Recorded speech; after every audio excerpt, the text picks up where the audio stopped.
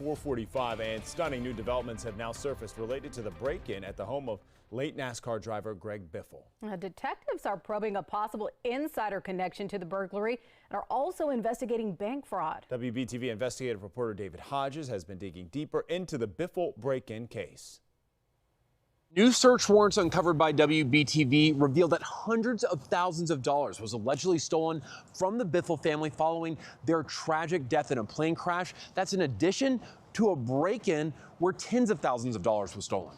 After Greg Biffle and his wife Christina Grossu died, detectives allege suspicious activity began on their email and banking accounts. It included changes to bank account emails, phone numbers, and passwords, and fraudulent activity involving Grossu's Venmo account. The affidavit alleges bank account information was changed by phone and that at least one fraudulent check was cashed from an account tied to Biffle's business interests. The search warrant alleges that other attempts were made to compromise the bank account. That all took place before the January 7th break-in that Iredell County detectives are still investigating.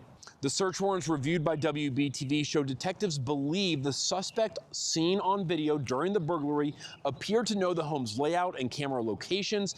Detectives frame both the alleged fraud and the break-in as potentially coordinated and relying on insider knowledge of the couple's accounts and routines. The search warrants contain even more details, including names and relationships to Biffle's inner circle. WBTV has decided not to include those details since no arrests have been made and the investigation is ongoing. David Hodges, WBTV, on your side.